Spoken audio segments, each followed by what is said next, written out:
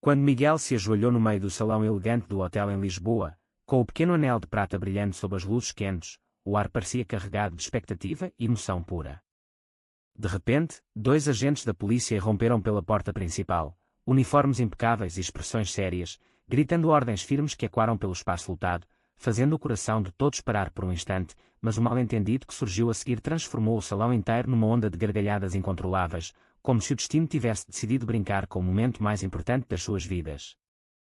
Miguel, com 30 anos, advogado dedicado num escritório do centro da cidade, sentiu o suor frio descer pela nuca enquanto olhava para Rafael, o professor de História de 28 anos que conhecera 3 anos antes num festival de rua em Lisboa. O primo distante de Rafael, um homem nervoso chamado António, tinha ligado para a emergência meia hora antes, convencido de que uma discussão acalorada entre 2 homens no salão era sinal de violência doméstica. Na verdade, era apenas Miguel a praticar mentalmente o discurso apaixonado que preparara durante semanas. Quando os policiais perceberam o equívoco, o anel no chão, os convidados a aplaudir e Rafael com lágrimas nos olhos, um deles até sorriu e disse: "Parabéns, rapazes, mas da próxima vez avisem antes de fazerem tanto barulho emocional." O riso coletivo explodiu, aliviando a tensão, e Rafael, ainda ajoelhado, aceitou o anel com um beijo rápido que selou o sim diante de todos. Mas por trás daquele riso, Miguel sentia o peso dos anos de luta interna que os tinham levado até ali. Tinham-se conhecido numa noite quente de junho, quando Rafael ensinava um grupo de turistas sobre a história do fado e Miguel, cansado de um dia de tribunal, parara para ouvir. A conversa fluíra naturalmente, de política para sonhos pessoais, e logo descobriram que ambos carregavam segredos semelhantes. Miguel crescera numa família de Porto relativamente aberta, mas ainda hesitante com a ideia de um filho gay, enquanto Rafael lutava contra pais conservadores de uma aldeia do Alentejo que mal aceitavam o facto de o filho não ter uma namorada decente. Nos primeiros meses, o relacionamento fora discreto, encontros em apartamentos pequenos, passeios à beira do Tejo ao anoitecer. Miguel recordava as noites em que Rafael falava das aulas, dos alunos que o admiravam pela paixão pela história portuguesa, e como ele próprio se questionava se algum dia poderia contar a verdade aos pais sem perder o respeito deles. A pressão social em Portugal, mesmo num país progressista como o deles, ainda pesava em silêncios familiares e olhares curiosos no trabalho. Miguel tinha perdido um cliente importante no ano anterior quando um colega insinuara a sua orientação, e Rafael enfrentara comentários maldosos na escola quando um pai reclamara que professores como ele influenciavam mal as crianças. Apesar disso, o amor crescera forte, alimentado por pequenos gestos, Rafael cozinhando pratos tradicionais alentejanos nos fins de semana, Miguel organizando viagens curtas a Sintra para fugirem da cidade. Agora, com o pedido aceito em meio ao riso geral, Miguel sentia uma mistura de alívio e medo. O salão, decorado com azulejos azuis e flores frescas, parecia um palco onde a vida real se misturava com a comédia. Os convidados, amigos próximos e alguns familiares distantes, aproximaram-se para abraçar o casal, e até os policiais pediram desculpas com um toque de humor português, oferecendo um café como forma de compensação. Mas Miguel sabia que o verdadeiro teste viria depois, quando contassem aos pais de Rafael. O riso do salão ainda ecoava nos seus ouvidos quando saíram para o terraço, de mãos dadas, e Rafael sussurrou: "Foi o pedido mais louco da história, mas é nosso." Miguel sorriu, mas no fundo do peito carregava a dúvida se o mundo lá fora estaria pronto para celebrar sem reservas. A noite avançou com brindes e conversas leves, mas a mente de Miguel já viajava para o passado, recordando o dia em que quase desistira de tudo por causa de um mal-entendido maior que este com a polícia. A viagem de volta ao apartamento em Alfama foi silenciosa, mas carregada de reflexões.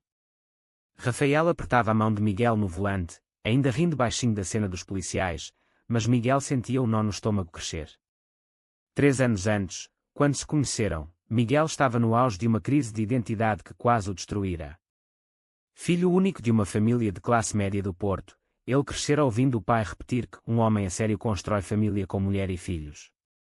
Aos 25 anos, depois de terminar o curso de Direito, Miguel mudara-se para Lisboa para fugir daqueles olhares, mas a culpa permanecia. Encontrara Rafael numa altura em que questionava tudo: o trabalho exigente, os amigos que fingiam não notar as suas ausências em festas com namoradas fictícias, e o medo constante de ser descoberto. Rafael, com a sua calma de professor, tornara-se o porto seguro. Lembrava-se da primeira viagem juntos a Coimbra, onde passearam pela Universidade Antiga e Rafael contou histórias de estudantes do passado que lutaram por direitos iguais. Foi ali que Miguel confessou pela primeira vez o seu amor, numa noite chuvosa num café antigo, e Rafael respondeu com um abraço que dissolveu anos de solidão. Mas nem tudo fora fácil.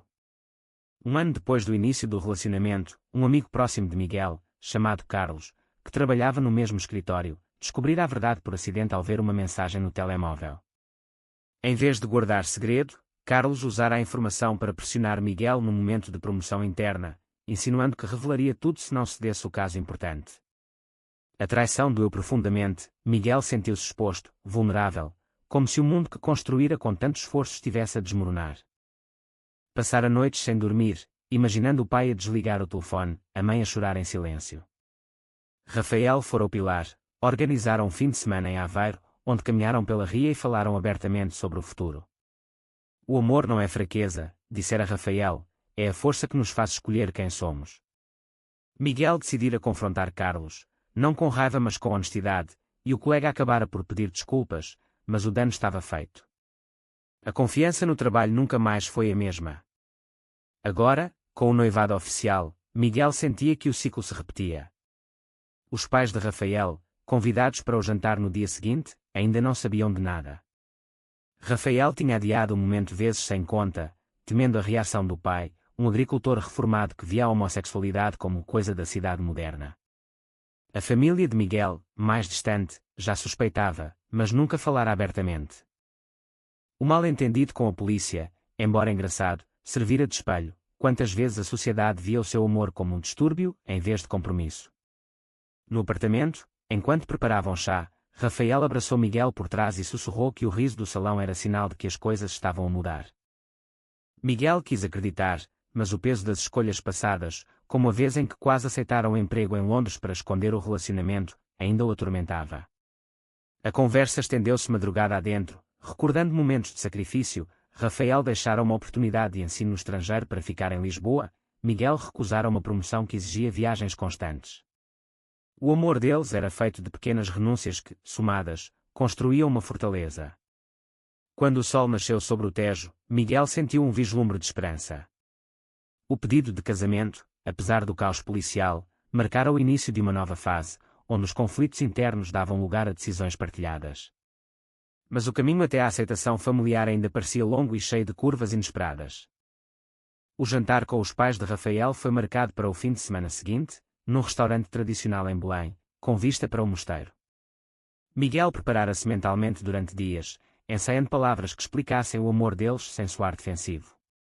Rafael, mais otimista, acreditava que o pai, depois de ver o anel e ouvir a história do pedido hilariante com a polícia, amoleceria. Mas a realidade bateu forte. O pai de Rafael, homem de 65 anos com mãos calejadas de anos no campo, ouviu em silêncio enquanto o filho contava tudo, desde o encontro no festival até ao noivado. Quando Miguel falou do apoio mútuo nos momentos difíceis, o pai interrompeu: "Isto é uma fase, rapaz. Vocês são bons rapazes, mas a vida real exige uma família como Deus mandou." A mãe chorou baixinho, dividida entre o amor pelo filho e o medo do que os vizinhos diriam na aldeia. Rafael sentiu o chão abrir sob os pés, era a mesma rejeição que o perseguia desde a adolescência, quando escondera diários cheios de confissões. Miguel, vendo a dor no olhar do noivo, segurou-lhe a mão por baixo da mesa e defendeu o relacionamento com calma, contando como tinham crescido juntos, enfrentando preconceitos no trabalho e na sociedade. O jantar terminou em tensão, com promessas vagas de pensar no assunto. No carro de regresso, Rafael desabafou pela primeira vez a crise interna que carregava há anos, o medo de perder os pais, o sentimento de não pertencer nem ao mundo heterossexual nem ao gay assumido. Miguel recordou a própria crise, quando quase desistira do amor para proteger a carreira. Naquela noite, decidiram fazer uma viagem curta a Porto para visitar os pais de Miguel, esperando um contraste mais positivo. A viagem revelou-se um teste maior. Os pais de Miguel receberam-nos com afeto superficial, mas o pai evitou olhares diretos e a mãe mudou de assunto sempre que o noivado surgia. Miguel sentiu a velha culpa voltar, como se traísse as expectativas deles. Durante um passeio pelo Douro, Rafael e Miguel conversaram sobre sacrifícios futuros, talvez adiar o casamento oficial para dar tempo à família, ou mudar-se para uma casa maior onde pudessem acolher visitas. Mas o conflito interno de Rafael explodiu numa noite de insônia. Ele questionava se valia a pena lutar contra ventos contrários. Miguel, abraçando, lembrou que o crescimento vinha das escolhas difíceis, não da fuga. De volta a Lisboa, encontraram apoio inesperado nos amigos. Um grupo de colegas de Rafael organizou um pequeno jantar de celebração, onde o riso sobre o incidente policial voltou a unir todos. Ali, Miguel percebeu que a rede de relações, amizade verdadeira, não apenas romance, era o alicerce que o sustentava. A pressão social, embora real, perdia força quando rodeados de quem os via como iguais. O capítulo familiar ainda estava aberto, mas o amor deles ganhava camadas de resiliência. Cada conversa, cada lágrima partilhada, moldava-os para o futuro que imaginavam juntos, longe dos rótulos e mais próximos da autenticidade. Os meses seguintes trouxeram novos desafios que testaram a força do noivado. Rafael recebeu uma proposta de trabalho numa escola internacional em Espanha, com salário melhor e estabilidade, mas isso significaria afastar-se de Miguel e da família ainda em processo de aceitação. Miguel, por sua vez, enfrentava uma crise no escritório. Um caso importante envolvia um cliente conservador que descobrira o relacionamento através de rumores e ameaçara retirar o contrato. O dilema foi intenso. Rafael ponderou o sacrifício de recusar a oportunidade para não deixar Miguel sozinho na batalha profissional, enquanto Miguel considerava mudar de emprego para proteger o casal. Uma noite de discussão acalorada no apartamento revelou as feridas abertas. Rafael confessou o medo de repetir o padrão dos pais, onde o dever familiar sufocava os sonhos pessoais. Miguel admitiu que a traição de Carlos ainda o fazia duvidar da lealdade dos outros. O mal-entendido policial, agora uma anedota contada em festas, servia de metáfora para como o mundo exterior via o amor deles como um problema, em vez de celebração. Decidiram enfrentar juntos. Rafael recusou o emprego em Espanha depois de uma conversa honesta com Miguel sobre prioridades, e Miguel negociou com o cliente, expondo a verdade com dignidade e ganhando não só o contrato mas também o respeito de alguns colegas. A vitória pequena trouxe alívio, mas também um despertar profundo. Num fim de semana em Sintra, rodeados por palácios e florestas, Rafael e Miguel falaram pela primeira vez sobre o futuro real, filhos adotivos talvez, uma vida onde o amor não precisasse de esconderijos. Ali, Rafael sentiu a transformação interna completa, da dúvida para a certeza de que a identidade gay não era fraqueza mas fonte de força. Miguel, vendo o noivo florescer, compreendeu que o crescimento deles era mútuo, cada um ensinando o outro a navegar preconceitos sem perder a humanidade. De regresso, uma surpresa aguardava. O pai de Rafael telefonou, não para aprovar mas para pedir uma conversa calma. O encontro em Lisboa foi tenso no início, mas o pai, depois de ouvir histórias reais e ver fotografias do pedido com a polícia, admitiu que talvez o mundo tenha mudado mais rápido do que eu. Não foi aceitação total, mas um passo.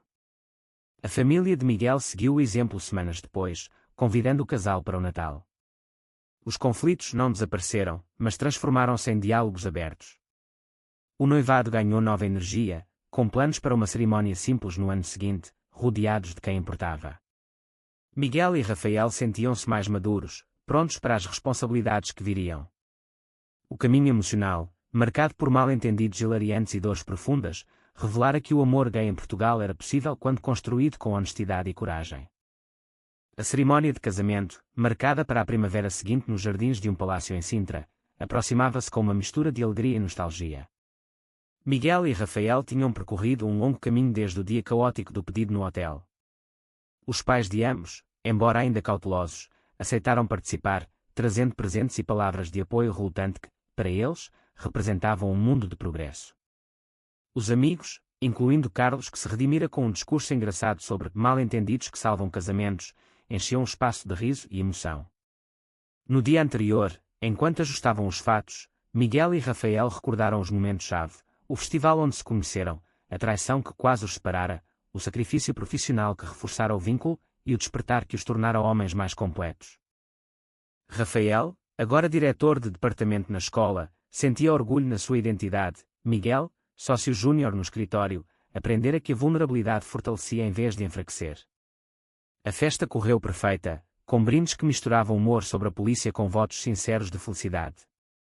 Quando trocaram alianças sob o sol de Lisboa, Miguel olhou para Rafael e viu não só o parceiro mas o companheiro de uma jornada que transformara dúvidas em certezas. A vida continuou com rotinas felizes, manhãs partilhadas, viagens a Porto e Alentejo para visitar famílias agora mais próximas, e planos para adotar uma criança no futuro. Mas o crescimento não parou, enfrentaram novos desafios sociais, como comentários em eventos públicos, e superaram-nos com a maturidade conquistada. O amor deles, nascido em mal-entendidos e fortalecido por escolhas conscientes, provava que o caminho emocional de homens que amam homens em Portugal era feito de resiliência humana. Anos depois, contando a história aos filhos adotivos, riam da cena policial como o início de tudo. O casal tornara-se exemplo silencioso para amigos e colegas, mostrando que o amor verdadeiro floresce quando se abraça a verdade interna e se enfrenta o mundo exterior com coragem. A sociedade evoluía, lenta mas visivelmente, e eles contribuíam com a sua história autêntica. No final, olhando para trás, Miguel e Rafael sabiam que cada conflito, cada riso e cada lágrima tinham moldado o homem que eram hoje, mais fortes, mais unidos, mais humanos. O noivado caótico transformara-se em legado de esperança. Será que o preconceito familiar sempre destrói o amor verdadeiro? Verdadeiro ou falso?